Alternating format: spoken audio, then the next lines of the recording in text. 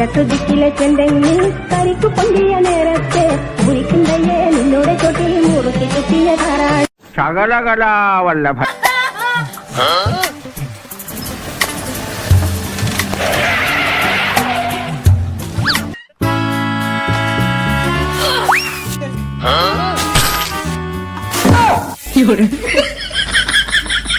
ഒരു പെണ്ണ് വിചാരിച്ചാൽ മതി വാദി ചിലപ്പോ പ്രതിയായെന്നിരിക്കും.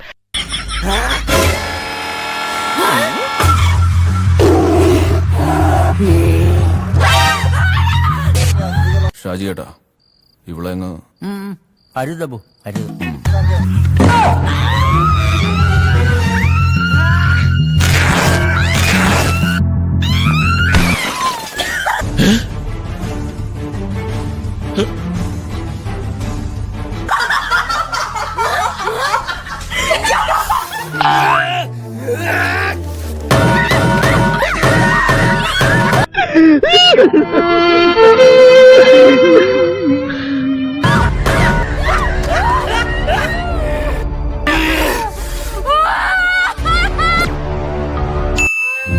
നീ അവിടെ ഇരുന്നാ മതി, ഞങ്ങൾക്കറിയാം എന്നാ ചെയ്യേണ്ടത്.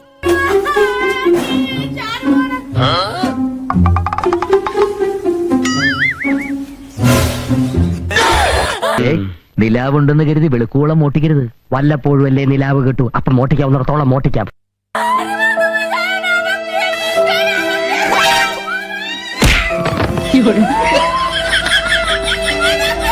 കല്യാണം കഴിഞ്ഞ അങ്ങോട്ട് വളരെ നല്ല സമയാന്നാ എംബ്രാന്തിരി ഗണിച്ചു പറഞ്ഞത്.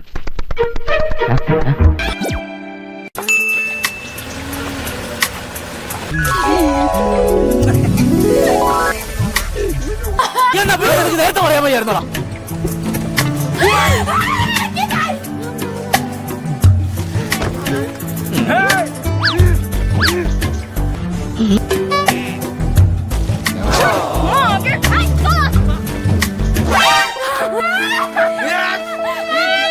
ഇതിനെല്ലാം കഴിവുള്ളോൻ ഇവിടെയുമുണ്ട്.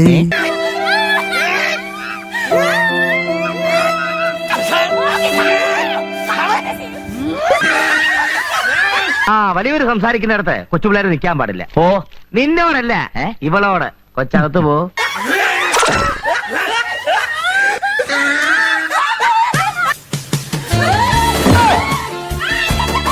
ചുണ്ടോളം കൊണ്ടുവന്ന മുട്ട ബിരിയാണി നീ തട്ടി തെറിപ്പിച്ച് കളഞ്ഞല്ലോ കർത്താവേ.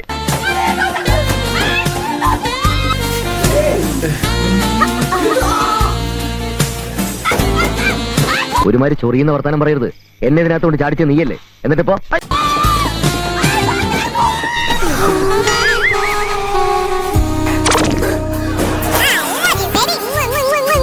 പെണ്ണുങ്ങളോട് ഇങ്ങനെ ആക്രാന്തവും ആവേശവും അധികം കാണിക്കരുത്.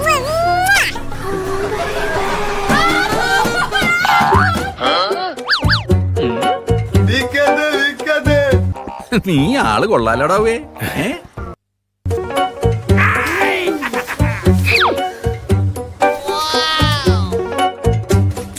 എവിടെ കാല്?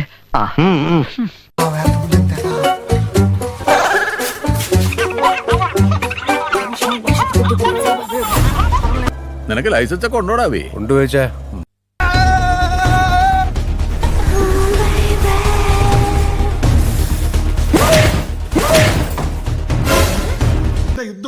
രാമനാമം ജപിച്ച് കിടന്ന് ഉറങ്ങാതെ നോക്ക്.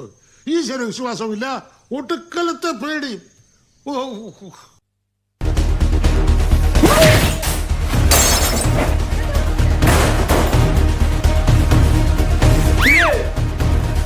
ഞാൻ അറിയാതെ എന്തെങ്കിലും തെറ്റ് ചെയ്തിട്ടുണ്ടെങ്കിൽ തിരുമേനി എന്നോട് പൊറുക്കണം.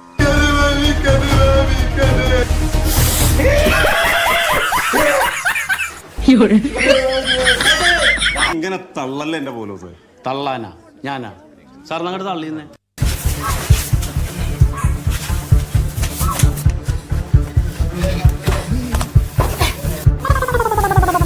എന്റെ കർത്താവേ, പഞ്ചാരക്കൂനയുടെ നടുവിൽ അകപ്പെട്ട ഉറുമ്പിന്റേത് പോലെ ആയല്ലോ എന്റെ അവസ്ഥ. എവിടെ മുതൽ നക്കി തുടങ്ങണമെന്ന് ഒരു പിടിയില്ലേ.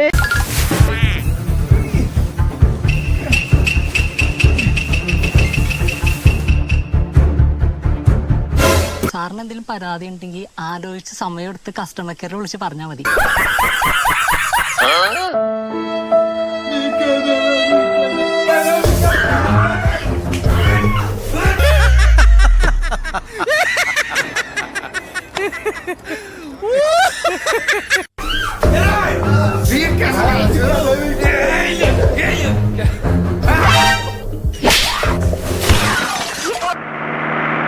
മിക്കവാറും നാളത്തെ പടവാൾ ഒരു തലക്ക് കലക്കും.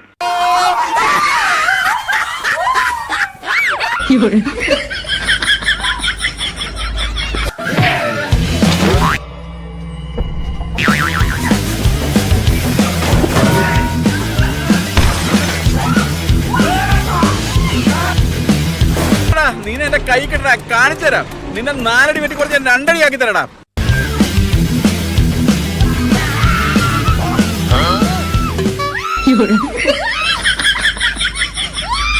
അത്രക്ക് പോപ്പുലറായ എന്നെ കണ്ടിട്ട് മനസ്സിലായില്ലടാ ജാടത്തേണ്ടി.